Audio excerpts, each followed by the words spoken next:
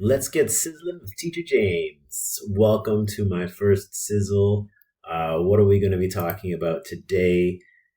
Today, I have an evidence based practice called peer based instruction intervention, also known as PBII. I'm going to talk a little bit about how it is used, why it is used, and what makes it delish. So, what is peer based instruction intervention? It is an evidence based practice used to support students with ASD. It involves teaching, typically developing peers strategies to interact with and support students with ASD in structured and non structured environments. The goal is to improve the social communication and academics skills of students with ASD by engaging peer support and fostering meaningful peer relationships. How is it used? Well, it starts with teachers selecting a target behavior for the PBII, and then students are chosen to participate. The criteria they're based on is their social skills, willingness to participate, and ability to model appropriate behaviors. Typically, the students come from the same classroom or age group as the student with ASD. For the students, the teachers will play the role here in that they will train the students in specific strategies to support their classmates with ASD. Training may include how to initiate and sustain interactions, encouraging turn taking and sharing activities, using prompts and reinforcements effectively, and also understanding the needs and preferences of the students with ASD. But then there's also the role of the teacher in here, and the teacher will monitor the interactions, provide feedback, and adjust the intervention as needed. They will also deliver appropriate praise and reinforcements for both groups of the learners throughout the PBII. When can it be used? The PBII can be used in the classroom or outside of the classroom. So typically, if you're in the classroom, we're looking at small groups such as maths or reading buddies, or collaborative work in UOI, or I guess lab class for other schools. I guess you want to maybe call them centers or learning stations. Also places such as lunch or recess, and special areas or activities if there's games, game-based play. I meant game-based learning. And then, of course, a big one is transitions from one class to the next. Here is a little, I can't think of the name of this, chart talking about different kinds of PBII. Here it's labeled PMII because it was taken from a different resource. What the kinds are: you have peer modeling, peer initiation training, peer networks. What are the descriptions? What are the skills? And what ages are these appropriate with? I didn't know about this before, but I will be using it in my day-to-day. Why is PBII used? Well, it's used to emphasize positive social relationships and friendships between learners with ASD and their peers. It emphasizes mutual benefits for both groups, mainly promoting friendships and increasing social connections between both groups of students, and then also to reinforce certain behaviors in the classroom. What are some resources? All of these resources came from the Affirm PMII module. These were the ones that I included because they're the ones that are most helpful, will be the most helpful for me. I'm not going to read them. You can go ahead and click on them. I'll pop this into our video as well. So what makes a delish? How does peer-based instruction and intervention come together with my recipe that I'm going to be showing today? So we have peer-based instruction, quality of life, and how a good brekkie pulls it all together. I am not going to read this wall of text right here, but what this does is this shows all the different names of peer-based instruction. So different schools, different school boards, different names for pretty much the same kind of interventions. But this is important. So this is how it all works out in my head. From our textbook in chapter 1, talking about quality of life. So it says the quality of life conceptual model has interpersonal relations as one of its domains. It shows interactions with social partners in the natural environment as one of its indicators. Well, peer-based interventions is one such intervention that improves the quality of life for learners with ASD by giving them the skills to interact with their peers in a natural environment.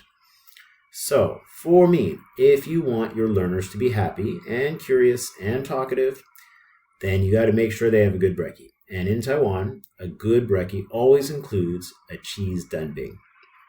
So, you might be thinking, what is a danbing? Well, let me show you my recipe. I'm not going to read the recipe, but I am going to take you to my kitchen and I will show you what it looks like and how we cook it up. Okay, we're back. And this is try to get this in the right picture. Okay, this is a green onion pancake. This is the songyobing portion of it. It is frozen. It's frozen. I'm not making it from scratch.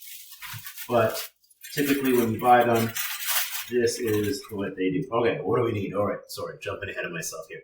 We need oil, okay? Usually it calls for a tablespoon. Everybody eyeballs it. I'm going to eyeball it. Probably not the best if I was saying, how does this relate to my teaching of PBII?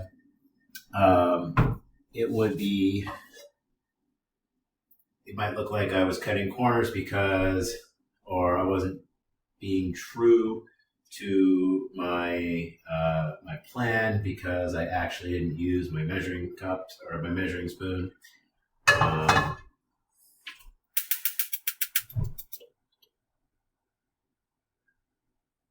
But it is really difficult to cook and talk on video at the same time. I don't know how YouTubers do it. So, first, as I was saying, it comes frozen. It looks like this. It's a kind of a dough, actually. It's got green onions inside of it. Looks like this. It's thin. We're going to throw it in a hot pan here in a moment.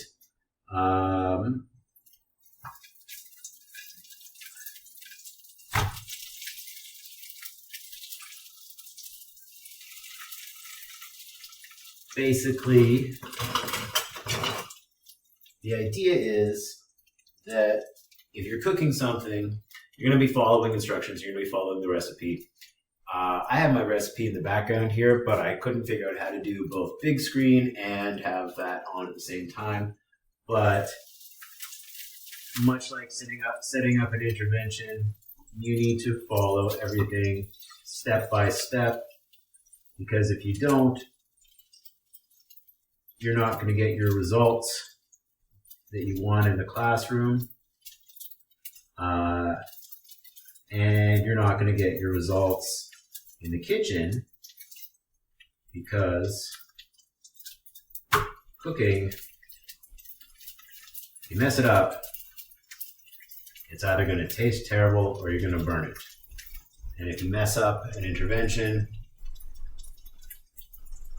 let's hope that never happens. So, usually for making a danbing, you're going to put it in some oil and you're gonna let it cook, and you're gonna agitate it as it goes in so that you don't burn it. And you give it a flip every 30 seconds or so. Again, so it doesn't burn. And I'm not restaurant grade here, but if you were in a restaurant and you were watching them do this, while the yolking, which is the pancake, while that's cooking, they're cracking eggs, they're getting everything else ready, they're putting all the other ingredients together. I'm not that talented, and nor do I want to keep my eyes off it. So you kind of get an idea. It's starting to look a little bit golden browny. If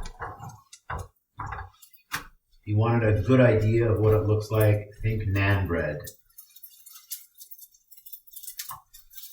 Although naan tastes better.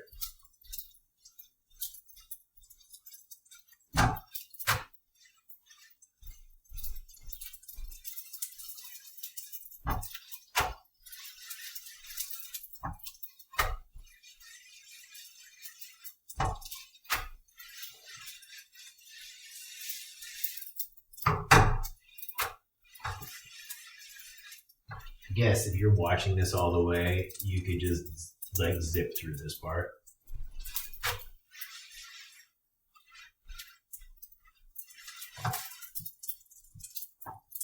All right, we're starting to get some golden brown in here.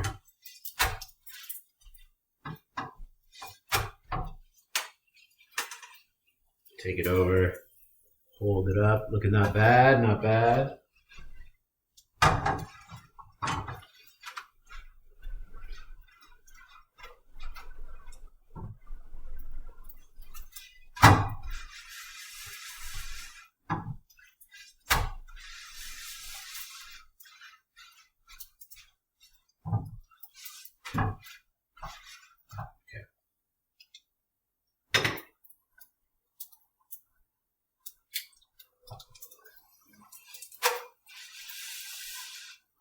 I don't think I'm skilled enough to talk and about an intervention and cook at the same time. But we're pretty close here. All right, heat off.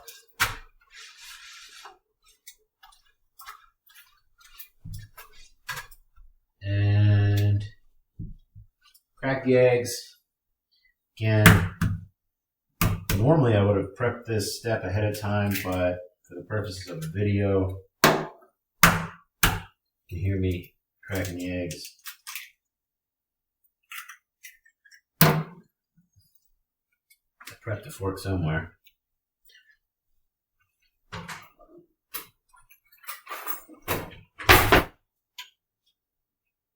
All right, 2 eggs.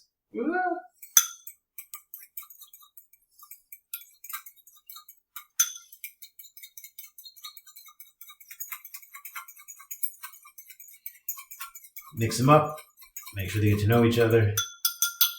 And then, while the pan is still hot,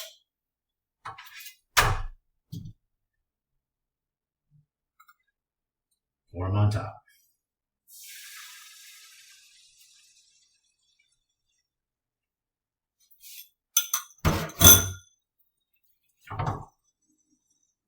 Pour the eggs around so that they get, you want them to cook, but not be hard.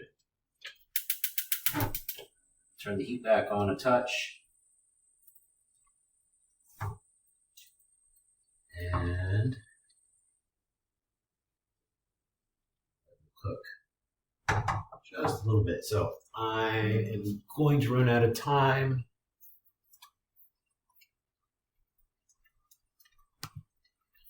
And it froze. I'm going to run out of time in about 15 seconds. So I'm going to.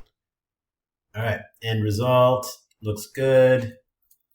Cheesy, eggy, delicious.